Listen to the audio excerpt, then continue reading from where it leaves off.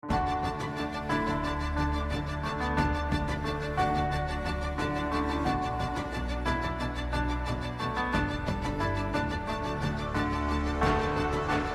and salutations, travelers of the internet. Welcome to the Lit Round Table. I'm Joseph. And I'm Anna, and we'll be your wise or not so wise mentors for today's audio adventure into all things storytelling. All things, but specifically today... Hopecore! Hopecore. Which Hopecore. I don't really know what that is, so I'm excited. It's a new term for me as well. So okay. This is kind of a learning experience for both of us. I had seen a video, I think on TikTok, that said something was so Hopecore, and I was like, I don't know what that means. And then I was also in class, my collection development class, and we had a guest speaker who's a librarian, and he was specifically talking about weeding, but he mentioned, like kind of on a tangent, Hopecore. And I was like, okay, so this is like a thing. I need to find out what this thing is. So because this is new and a new concept, a new aesthetic in the world of storytelling, this will probably be a shorter episode.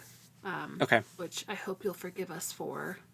But at the same time, since we're doing one episode a month, my watch list is longer, I feel like. Same. And I'm so excited to get to that part because there's a show that I really want to talk about. Okay. Okay. Oh, I'm so excited.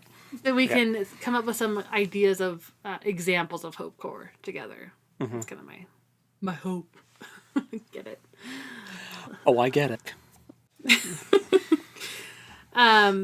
Wow. So I did find a aesthetics.fandom article, a wiki article about Hopecore. So here's a basic definition. Hopecore is an aesthetic and philosophy based on hope and humanity. It focuses on the human condition and the special everyday interactions with nature, other humans, and even inanimate objects. Hopecore is not necessarily religious, but it definitely is spiritual and commonly accompanied by a strong sense of sonder. Sonder's a word I have not heard in a long time. Let's look up the definition of sonder. Because when I hear sonder, my brain replaces it with somber. So I think that it's sad, but I feel like that's not what they're going for. No. Sonder, the profound feeling of realizing that everyone, including strangers passing in the street, has a life as complex as one's own, which they are constantly living despite one's personal lack of awareness of it. Oh, I hate sonder so much because you know what that leads to for me? Really intense disassociation. Oh. Maybe we should not talk about Hopecore. No, we can. We can. I'm just saying, every time I have that realization, it just makes me go whoa, I'm a person who has a life that's complex as well. Who am I? What am I? This is weird. Right. I'm self-aware. Yeah, and that person that just passed you on the street is and they not also aware that you are complex at all. Yeah, it's just a weird, it's like a glitch in the Matrix. It is kind of. Yeah. Anyway. Yeah. That's interesting. Yeah. So, my inclination is to say, it's slice of life. But I think there's more to, I think there's an edge to it that's, and a very soft edge, I mean. Yeah. Yeah. Not edgy, but an angle. There's an angle to it. Thank you. Yeah. That slice of life doesn't necessarily have, because slice of life, I think, can be Hopecore, but I think that it can also be more just humdrum. Do you know what I mean? Yeah. So some common elements in Hopecore would be everyday human kindness between other people, appreciating nature, or our ability to be creative, cooking, having objects of personal value. I'm picturing cozy, affirmations. Cozy. Okay. Have you seen? Triggered. Oh, what? Not a bad thing. The guest speaker, I was there was something else that he paired with Hopecore, and I could not think what it was. Mm. And it was cozy Oh, nice. fantasy. Cozy fantasy seems And very Hopecore. cozy core, Hopecore, kind of in tandem with each other. Yes. So now, what were you going to say? I'm sorry. Oh, I mean that's pretty much what I was going to. I would have echoed what they said. Okay. That it feels like the cozy aesthetic. Yeah. But it reminds me of movies or stories or books or whatever that kind of like celebrate the mundane, and they kind of like romanticize the mundane. Like, I would love to do laundry and taxes with you. Yeah. Or like the movie About Time, if you've seen that. Have you seen that movie? The movie About Time? Yeah, it's called About Time. Oh. No, I have not seen. I don't even think I've heard of that. You, I think, would enjoy it. It's about a guy who can like. I'm gonna click my pen. Okay. I already did. It's about I think it has Donald Gleason in it, and it has. It's about a guy who can like. Go back and like redo things. He can like go back to past moments in his life and like relive them. And there's some really there's a lot of that like celebrating the mundane or like celebrating the human experience because of like that concept of like going back in time and reliving things and trying to change things, but then coming to realize that like no, you don't need to do that like to be happy. And there's just a lot of that kind of hope core that you're talking about.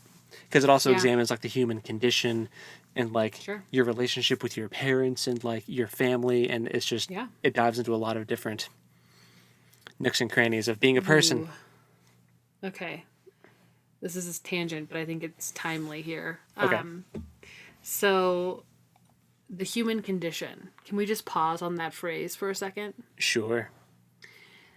What does the human condition mean to you? The human condition. I feel like there's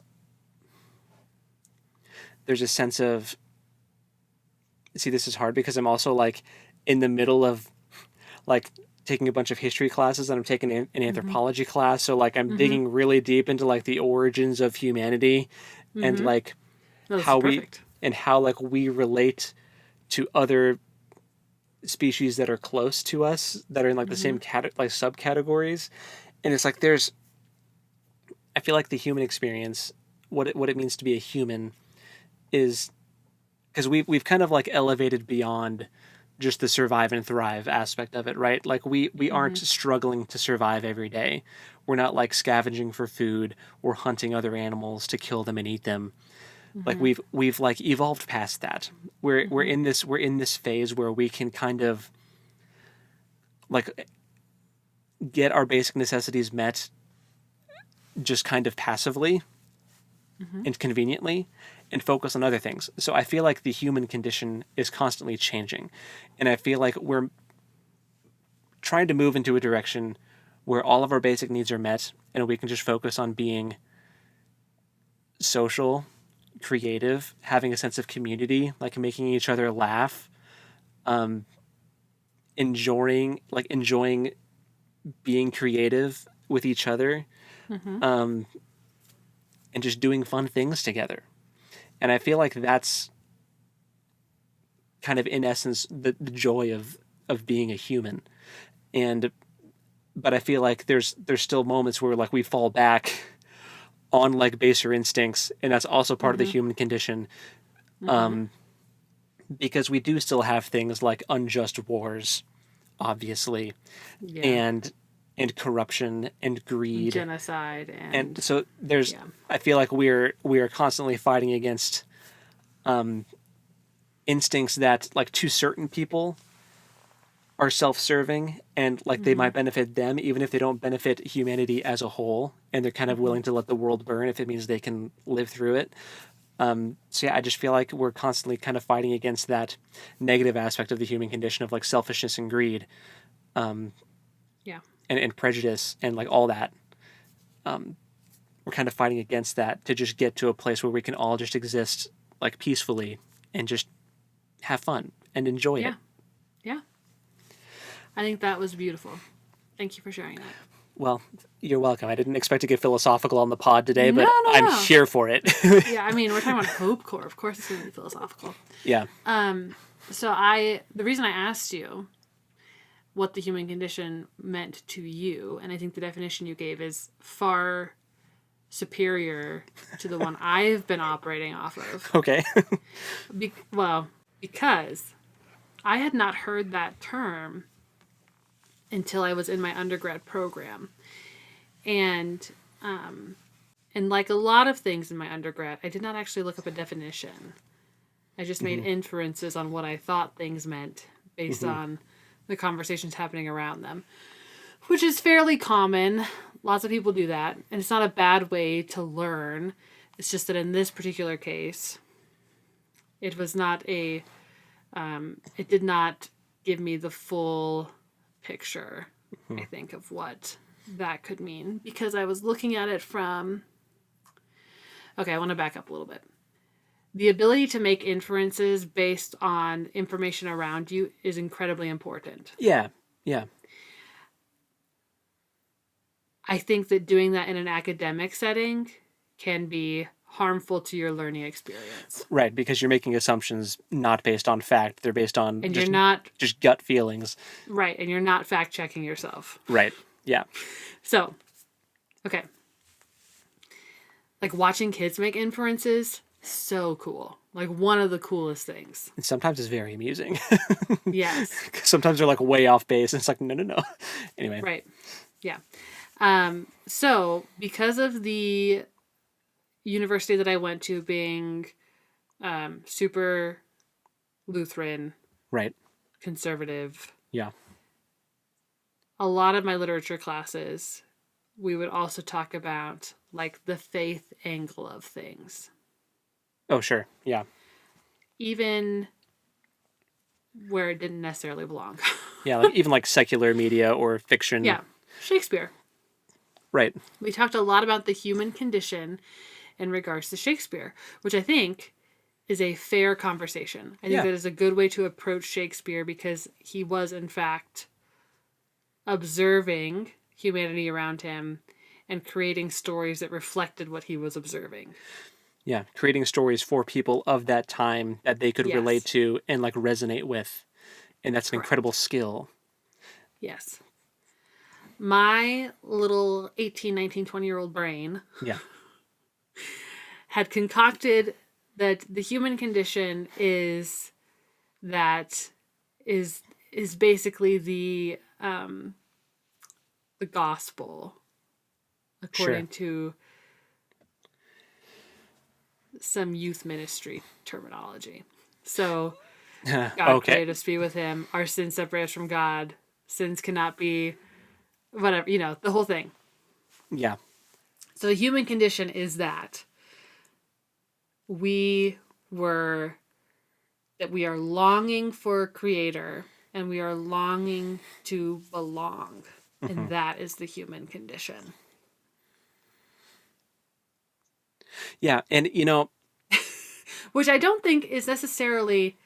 I think that it is colored a very certain way. But I think that you also, in your definition, was like that longing for belonging. I think that is intrinsic.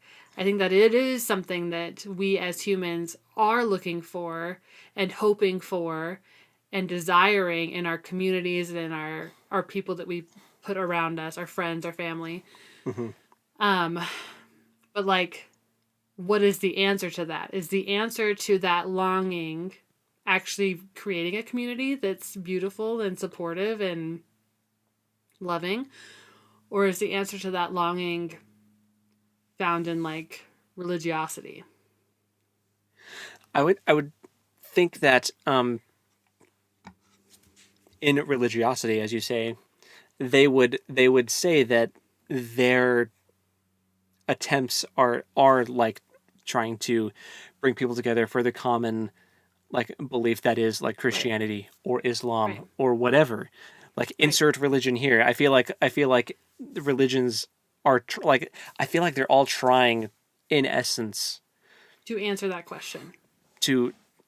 of like what, because when you think about like just the study of religion, this is like a very big brain, like big concept. Mm-hmm. Like why did religion come about?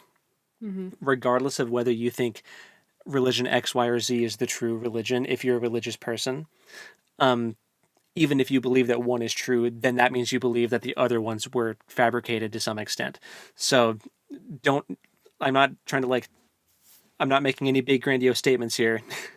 I'm just trying to be clear, like about like the origin of religion and why people to some extent come up with religious systems, even if you don't believe that people came up with it. I'm, Right. you know what I'm trying to say. Yeah. Um, I'm tracking with you. like, why did they do that? And I Mm-hmm. think it's because it answered questions they didn't have answers to. Where did we come from? Where are we going? Yeah. And why? like, yeah, like, why do we exist? Mm-hmm. Why does the earth exist? Why Mm-hmm. does the sky exist? Why do Mm-hmm. all these animals exist? Like, it was just trying to, because humans are curious. That's another aspect of the human Right. condition, right? Incredibly Absolutely. curious and community driven. And so they're systems that try to answer those questions in a satisfying way. Now, religions come and go, right? And well, there are some religious like structures that were incredibly barbaric in Mm-hmm. ancient times with like human sacrifice and throwing Mm-hmm. people in volcanoes, and Sure. there's like a lot of things that you look back on as like being really harsh, and it's like, okay, why were we doing that as people? I think that's because the human condition, like fighting against those base instincts of like uh the greed and the selfishness, can Yeah. influence that as well, and so that's how you get those kind of bizarre occurrences. This Yeah. is a tangent, I'm sorry, but No, no, I brought it up. But yeah, so my I'm so basically learning that what I'm my yeah, yeah, go ahead. just to sum all of that up is, I think that religion was kind of created in a way to answer those big questions of where do we come Sure. from and why are we here in a satisfying way. And I think that Mm-hmm. um, the human condition kind of demands that of us. Like, we want those questions answered and in a Sure. satisfying way, and people kind of find their own answers or their own belief Yeah. systems to plug in to satisfy that urge to answer those Right. questions. So Correct. Agreed.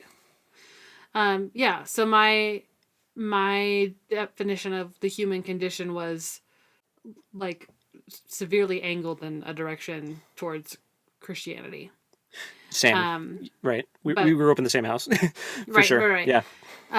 But I think that like when we're talking about Hopecore, I like that it described it as not necessarily being religious but spiritual. And Yeah. like that there's an like because it makes it okay. It makes it more accessible for multiple readers, right?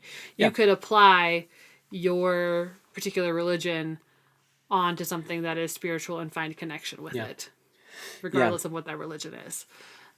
Most of the time, I guess I It's shouldn't. like a Hopecore self-insert situation of Yeah, yeah. yeah.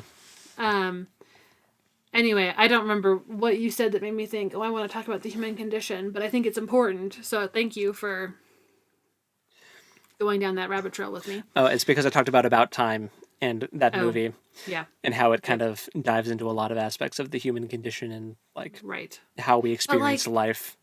I mean, that's what Sonder is too, though, right? Hmm. Like the realization that you are not the main character of the planet, Hmm. that everybody else around you also has these complicated connections that they're developing. Um, it is like a weird Yeah. get outside your brain Because kind of thing. I feel like to some extent all of us have main character syndrome, Oh, for where sure. it's really hard. Absolutely. Like, we can do our best to relate and empathize and sympathize with other people, but it's we're not them. We're not living life in their shoes. We don't have the same emotional triggers or responses to things that they have. We didn't have the same Hmm. upbringing, so it's hard to make that realization of like, oh, Right. they have a life just as complex. They have emotions that are just as deep and profound. Right. So that is a very interesting feeling, which is why Yes. it led me down many a childhood like spiral. Yeah. um, It's like Saunders, like the anti-narcissism. Like I yeah, feel like we all have. I am not a psychologist or psychiatrist or like I. This is. I'm speaking way outside my wheelhouse here, but like I know that the topic of narcissism comes up a lot in media, yeah, like when talking about actors and hmm public figures, whatever. yeah, And it's very easy for people to throw like, oh, they're just a narcissist. And hmm I'm like, yeah, they might be, but I feel like we all kind of are to a certain extent because we all have like our self-preservation at our core, hmm I figure. yeah, You know what I mean? So I'm like, I think that we all have that and you have to like learn to be empathetic. And it comes easier for some people than others. hmm But anyway, that's just my 2 cents on something I don't have any business having a 2 cents Hey man, on. that's most people with podcasts. Well, and it's like that realization, like the realization of other people being complex ties in with narcissism, right? Because it's hmm like if you're narcissistic, you don't think about other people having anything. They're just Yeah, NPCs, right? They're yeah, non-player characters, yeah, which is really degrading and belittling of the other people around you in the world. yeah. It's Um, just yeah. I mean, I don't know enough about like narcissistic behavior other I than don't either. because I all don't I know, either. well, I'm just saying all I know is like a very surface level definition of like, oh, they're Mm-hmm. really like self-centered and selfish, and it's like I know there's like Mm-hmm. more nuance to it, Sure. but that's like the only definition that I know is like they're incredibly like self-centered. Sure. Because isn't it about the story of it's like Greek mythology, Narcissus like stood like stared at his Yeah. Yeah. reflection for too long and died or something. Like, Mm-hmm. okay, Yeah. I remember my That's where Greek the word came mythology. from. Yeah. Yeah, Mm-hmm. um, Yeah. we could talk about Greek mythology sometime. That would be fun. We honestly should. Talk about storytelling. Um, Folklore like that is really interesting. Anyway, Mm-hmm. so have you read any or have you ingested any Hopecore that or Well, anything that you can firmly place as like Hopecore? When I think of it, the first thing that pops in my head is that book Legends and Lattes that Hope has about like yeah, yeah that's like a fairly. It's not super new anymore because there's a sequel out now, but it's a hmm fairly well-known cozy fantasy. yeah like Stardew Um, Valley like those cozy games. yeah, yeah. I'm currently reading. So this is getting a little into our reading, hmm watching, playing early. But for class, I'm currently reading T.J. Klune's "The House in the Cerulean Sea," Mm, hmm and oh, that that gets labeled as a cozy fantasy sometimes. I'm not very far. I'm like 25% into it. And I can see how it is looking at the misfits. And yes. have you read it? I have read the first couple chapters. I Okay. need to finish it. Basically, I got to him like arriving at the place. Ooh, Yeah. dude. I'm like he's sitting down to dinner with all these characters and it's wild. hmm But it's like I can see the misfits and recognizing that these creatures and people that don't have a place in the world do have a place in the world. It just looks different. hmm Like I can see how this could be labeled as hopecore because it's like got hmm that kind of like Yeah. pull to it at the heartstrings. It Yeah. also I've only seen the pilot of Has Been Hotel, but it also kind of reminds me of that because it's like the misfits this home of monsters hmm includes like Channy is the creature, the monster under your bed, Yeah. you know, and Lucy is short for Lucifer, and you know they're the hmm Antichrist, which is a Yeah. dirty word. Yeah. But so it has kind of like a Has Been Hotel vibe, but cozier. Yeah. Has been is. I don't know if I would call it cozy. It's No, no, no. It's I would not call it cozy at all. But like it has a similar cast of characters, but in a yeah cozy setting, environment. Yeah. not in literal hell. No. Yeah. No. I'm sure that there's some manga or anime that we've watched that's cozy. What have you You got? know, What are you thinking? I think Fruits Or Basket. Hopecore? You might be able to categorize Fruits Basket as Yeah, hopecore because I think so. it's very like relational and like Yeah. slice of life, but there's like a fantastical element to it. Mm-hmm. But Mm-hmm. we could just use this to springboard right into our watching because like my We first one could. that I've been dying to talk about is so hopecore. Okay, well, let's do it. Let's do it. Okay. I'll let you go first. So the first one that I've been most excited to talk about is Frieren, which is an anime. It's called Frieren? Frieren Beyond Journey's End, and it's oh, you know what else is hopecore? Before I jump into Frieren, is crap. What was it? It's an anime and also a manga, and you've read it and watched it more than me, but it's incredibly sad. To Your Oh. Eternity. Oh. Yeah. Yeah. Talk about It will Sonder. make you weep. Talk about Sonder. Somber Sonder. Yeah. Yeah. It is hopecore though, because it is like, what are you fighting for? Yeah, yeah. Mm-hmm. But Frieren Beyond Journey's End. It has one season out now, and that first season is complete. I am desperately hoping they make more, and if they don't, I'm gonna have to buy the manga, and I might do it anyway, because it has kind of become my current obsession. It unseated Full Metal Alchemist Brotherhood as like the top anime, Really? and it just When? came out like weeks Oh. ago. Oh. Whoa. And That's wild. so it's a fantasy, but it's not Okay. an isekai fantasy, which, if you're unfamiliar with what that means, that is a portal fantasy where like someone gets sucked into the fantasy world. So an isekai is kind of what that's called in the anime and manga world. Like the time I got reincarnated as a slime. That's an Mm-hmm. isekai because he like gets killed in the real world and wakes up in a fantasy world. You could kind of make an argument for Sword Art Online because they like get transported via like Sure. VR into this fantasy world. Um, so it's not like that. It's just in a fantasy setting, and it's about an elf mage named Frieren. And the story starts as the adventuring group uh, is like returning back to the capital city after they just defeated the Demon King and saved the world. And so Hmm. it's about like picking up the story from then on. Oh. And that's why Oh it's my called gosh. Beyond Journey's End. Uh, Yeah. and so it's about Frieren. She's the main character, this elf mage, and elves live a really long time. That like the human members of her party are like getting old, and it's about her kind of realizing that she lived life very apathetically before, and it's like about her changing as a person to like try to appreciate people more, even if humans like live and die really really fast for only like a hundredth of her life, you know. Yeah. Um, so it has a lot of that. It still has really really good action sequences that have a lot of payoff and are really well earned, and the characters are all really really lovable, and it's like the perfect blend of like slow paced slice of life and also like action, and it's a fantasy setting, Hmm. and Hmm. it's just so cozy and cute, and I love it to death. Okay. I'm gonna have to watch it.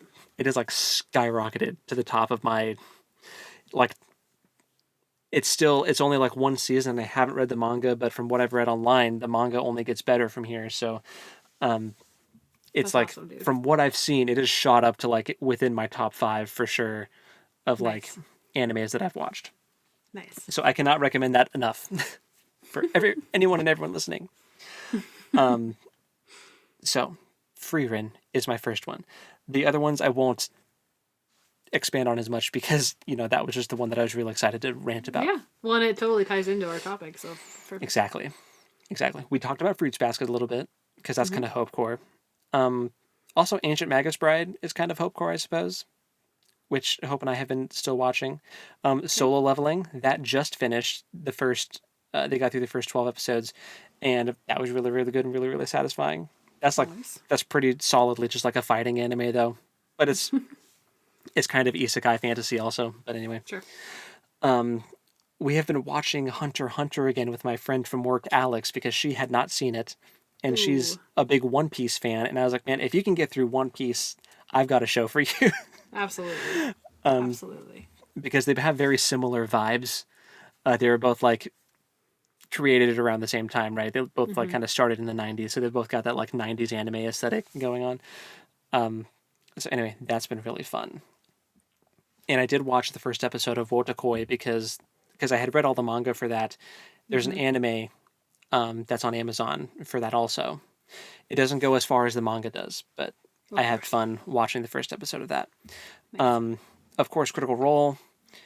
Hope and I started watching a show on Disney Plus called Renegade Nell, which Oh. was interesting. It's about this lady who has, I think they're in Britain. Okay. I'm pretty sure, no, they are in Britain, 100%. Uh, and I don't know like an exact time frame, but there's like redcoats and stuff, so that can kind of Okay. help you paint a picture of a time frame. And Okay. she's like given superpowers by a fairy, Ooh. and she uses these powers to like try to help people, and it's it's very interesting. Like I'll have to. It has one of the most like unlikable villains. Like in like a man, I hate you. I want bad things to happen to you. Oh dear. Okay. So if you watch it, you'll understand. But that was interesting, and I'd recommend it so far. I only watched the first episode, but it was good. And then we did start watching Guardians of the Galaxy, the latest one, and that's going to have to be a DNF for me. That Oh really? we the only redeeming scenes were the ones with Rocket, with like his backstory and everything. And like, Oh man, man. everything else. I think I am just so burnt out from Marvel and like the Marvel sense of humor. Like, Yeah. man, Blake said it's like the best one. that might be true, but maybe it's just I don't like not. the other ones though. It maybe the stars just haven't aligned for me to be able to enjoy it. I think I'm gonna have Yeah. to wait like a decade before.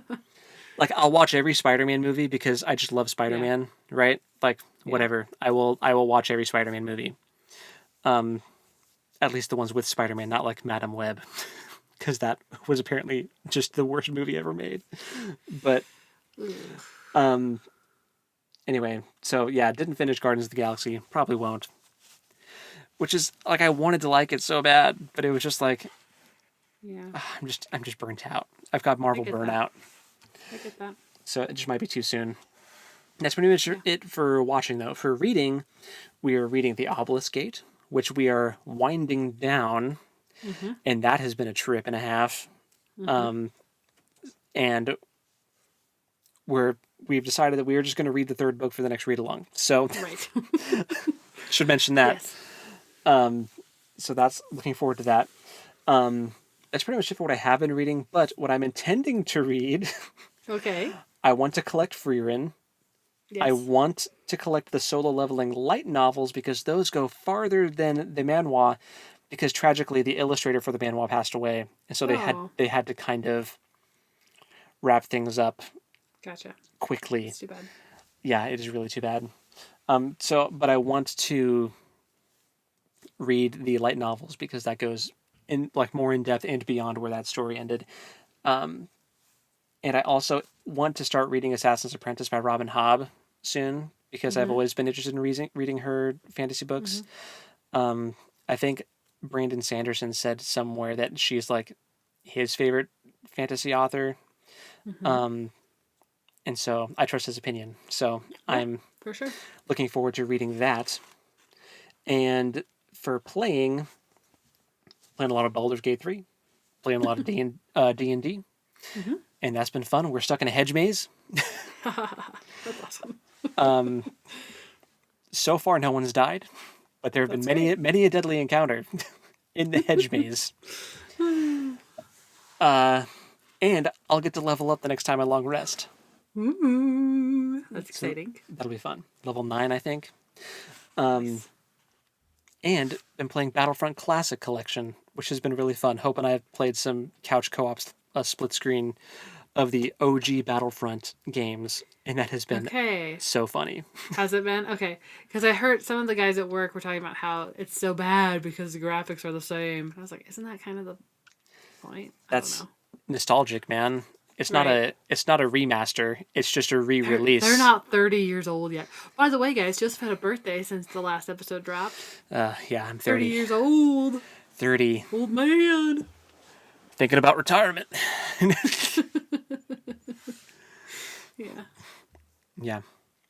But yeah, that's pretty much it for all my playing stuff. So yeah, that's my list. Nice. So Okay. to summarize, I love Frieren more than life right now, and everyone should watch it. Okay. All right. Noted. Are you gonna make us? Is that gonna be our next anime to watch? Well, Are you gonna be able to watch it again? no, because here's why. Because Okay. I want you to watch it faster than that. Oh, okay. That's fair. That's fair. That and Has Been Hotel. Those need to be like your top priority Okay. of things that you need to watch. Well, here's the deal. Here's what I've been watching. Okay. Yeah, tell me. I watched the BFG for class. It's a Disney okay. movie. Yes, I had Based to on the like Roald Dahl book. Big Friendly Giant. Yeah. Yeah. Yeah. Could say a lot. Not going to. Okay. Also watched Encanto for class. I need to watch that still. Yeah. Did you like it? Oh, yeah. I Okay. love Encanto. Okay. You haven't seen Encanto yet? No, I just said that. I have not seen it. I did not process that is Sorry. what you said. I thought you meant that you need to watch it again. You do need to watch it. Yeah. It's so good. Like I know some like the memes, you know, I like we don't talk about Bruno. Like I know, Oh no. but I need to watch it for sure. It's very good. Okay. It's very, very good. The music is great. The illustration, it's so good. Okay. Okay. Wow. And then we also watched Orion and the Dark, which is another animated kids movie. Blake and I both fell asleep for part of it. Oh, dang. I mean, also that happens sometimes when you're hanging out Sure. with kids. And you're both over 30. Yes. It wasn't bad. It's just, I think maybe I don't know. It wasn't as gripping. And it was a DreamWorks film. So we were like, we had high hopes because DreamWorks normally does not disappoint. We also have watched quite a bit of Bluey. Sure. Still recommend. Even to you, Joseph, who has no children. Okay. It is very good. There's 6-minute episodes. You can just watch one here and there. Unbelievable storytelling in 6 minutes. Like a master class in short form storytelling. Amazing. Blake and I also watched the Eternal Sunshine of the Spotless Mind. Which is an old Jim Carrey Yes, thank you. movie. I was like, who's in that? Someone I know is in that. Kate Winslet. Yes, yes. Yeah. It's good. It's trippy. Have you seen it? I've seen like clips of it that I watched like in film school.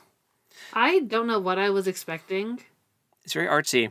but it was not that. It wasn't that. It sure wasn't a comedy. No. It's It was very serious. I think that was Jim Carrey being like, I have range and I'm going to make you see it. I feel like it happened at the same time as The Truman Show. Like, I feel like The Truman Show and Eternal Sunshine of the Spotless Mind kind of can go into a category together of like, we're talking about the brain and humanity and, you know. And then we also watched La La Land. I need to see that too. That's the Emma Stone and Ryan Gosling musical thing. Visually very pretty. Kind of slow, Okay. but I think worth a watch. Sure. What else have we watched? Fruits Basket. We did go see Dune Part 2. Did we talk about that on the podcast yet? I don't think so. So I've seen Dune 1 and Dune 2. I have many questions.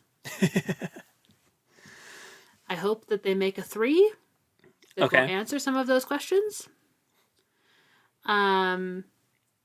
Both visually very beautiful. Part 2 is better than Part 1. I have questions about sandworms. People were saying it's like one of the best sequels ever made. Yeah, it's getting like lauded up there with Empire Strikes Back, which I think is probably fair. Okay. But here's the deal though. They ride the sandworms, riding the sandworms, kind of a big deal, right? It's a big deal that Paul Atreides figures out how to do it. I have not seen part 1. Mini spoiler. I'm just going to say I have not seen anything, so I don't... That's fine. Okay. Okay. That's fine. So he finally figures out how to ride the sandworms. He's been training, whatever. And then as soon as that happens, not as soon, but shortly after, there's like scenes of them like getting a whole caravan on top of a sandworm. And I just do not understand how. Because it's not like they have that much control over the worms. I feel like it's like... They're just kind of along for the ride. strapping a RV to the back of a humpback whale. Like... Kind of. It's very confusing. I'm sure that in the book it makes more sense. But they didn't show them getting on the caravan worm, so just that they were on it. Anyway, That's all I'm going to say about Dune. Also gross. There are gross bits. Gosh, I feel like it's been such a long time since we've done this. Have you and Blake gone to see the Godzilla Kong movie? Yes. No, that's our plan for this weekend. Okay. So we'll have to talk about it next time.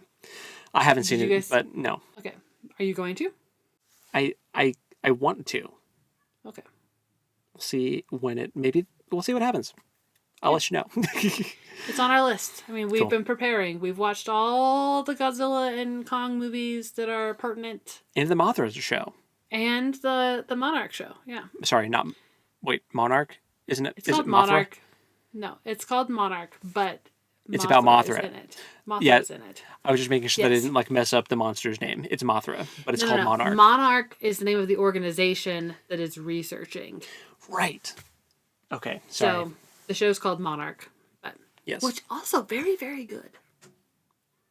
I know I've talked about that before, but it's good. It's good stuff. Blake's gonna listen to this and he's gonna be like, "We also watched this." I'm gonna be like, "You're right, we did. I totally forgot." Did you already say you're reading? No. For reading. Okay. I've read a lot of books lately. Obelisk 8. So good. Please join us for the 3rd book. Oh my gosh. You can cut me saying that. I think I say it every time. No, they need to know how good it is. It's incredible. It's an incredible series. It really is. Great character work. For class, I've also recently read Deep and Darkest Red, which is a YA fantasy about the that focuses on the dancing plague. Have you heard about this in any of your history classes yet? In France? Yes. Terrifying. Yes. What? Yeah. What? So maybe you should read that book. Deep and Darkest Red. I'll forget that happened and then I'll remember. And then I'm terrified for a week of just what caused that, man? They just danced till they died. What caused that? Literally. I don't know. I think just mass hysteria? The bad water? I don't know. But I don't know. And it's documented, it's real. It happened. Right. Ugh. Anyway. So this book, would you like me to... There's connections to the Romani people and... Okay. And it's interesting. It's good. Okay. Let's see. What was it called again? Sorry. Deep and Darkest Red. Deep and Darkest Red. Castle Hangnail is a middle grade fantasy about an evil witch who's not very evil at all, who's 12, and she tries to take ownership of this castle, Hangnail. It's very cute. It's adorable. Sounds adorable. It's like the Munsters. That kind of shenanigans. Because Castle Hangnail is great. A name that you give a place that's only mildly annoying. It's not super evil. Exactly. It's not Mountain Doom. Castle Hangnail. That's so funny. I love that. It's so good. I also read The Sprite and the Gardener. That's a graphic novel. It's very cute. The art, like the illustrations, are very like happy. Very Hopecore. There we go. Nice. There's a Hopecore title for us. Garlic and the Vampire, another graphic novel. Mm-hmm. Also kind of Hopecore. Wow, look at us. Nice. It's about these vegetables that this witch has like bewitched into gardeners, and so they garden their own kind of vegetable, and like they're really good at taking care of like the garlic takes care of the garlics, and a vampire moves into this mansion up in the mountain, and all the vegetables freak out about it, which is funny because what harm is a vampire to a bunch of vegetables? None. Except that maybe he'll eat the people that buy their produce, but but they send garlic, and it's very cute. Also read Hex Hall, which is a YA book about... Oh, am I confusing these? There have been so many. Hex Hall is about people that end up in other realities and then come back to our reality. So, like, they end up in... Right? Is that this one? That sounds familiar. You might have mentioned a story about that before. Maybe I did. Did I talk about root magic? Okay. I did talk about root magic. I did talk about Hammer in the Jungle of Memories. I did not talk about Hex Hall, which tells me that I am on the right track. Okay. I probably talked to you about it. That could be. Also, there's like a whole bunch of books by Bethan Wolven. The picture books, Bo the Brave, Three Little Vikings. She did retellings of Hansel and Gretel, Rapunzel, and Little Red. And her illustrations are so fun. Very simple, but like, they're great. And I think her original Three Vikings and Bo the Brave are like top tier. I think they're better than her fantasy retellings, or like her fairy tale retellings, which I enjoyed, but yeah. And then currently reading The House in the Cerulean Sea. For playing, there's a new Princess Peach game that's coming out for the Switch. Oh. And we've played the preview of that. And Nice. It looks very fun, and I'm excited for the full game. Nice. Also playing... I haven't played Baldur's Gate in forever, but I'm hoping to play some this weekend. Ooh. That'd be fun. And... Gosh, what is that other game? Oh, Overcooked. Oh. I got, like, okay, so I think I talked about how we tried playing Overcooked 2, and it was a disaster. I got Overcooked 1, and there is way more of a tutorial. I think you have to start with Overcooked 1. Probably. I don't think you should jump into Overcooked 2. So if you're a listener thinking about playing Overcooked, start with the first one. Okay. For all that is good in this world. For your sanity of your brain. And good to know. Play with 6-year-olds. Do not play with 6-year-olds. They will not win, and they will get sad. And it's fair, because it's very difficult. I've played with 20-plus-year-olds that got sad. That might be like a 12+. Yeah, I think so. Anyway, I think that's all I got. Did I ramble too much? Did I talk too much? I'll trim it down. Sorry. It's okay. You gotta, like, as you're reading these books, you gotta, like, have a note on your phone. Because, man, you have so many. I also didn't tell you all the books I read for class. I did pick and choose, so... I guess you can believe that. I am also reading a book called The Manchurian Legacy for class. Oh, so there you go. I forgot to mention that, too. So, my Empires in Asia class. So, I think all of this reading has just solidified that we did in fact make the right choice as far as our content schedule for this year. So thank you all. Yeah. For hanging with us. Yeah. Because it's like we've stopped recording as much, but I still feel like it's a lot. I still don't feel like I gained hardly any like actual time. It's just like you find ways to fill in the gap with other things, you know? Yeah. It's just the way it works. Anyway. But yeah, so thank you for sticking around. Yeah. Go find some Hopecore. Yeah. Go watch Frieren because it's so Hopecore. It's so Hopecore. There we go. Yeah. And we'll talk to you next time. Is that our goodbye? Yeah, we'll do it. We'll do. You know what? Let's do a clean one. I'll say, until next time. Happy Hopecore reading. And we'll talk to you next time. Later.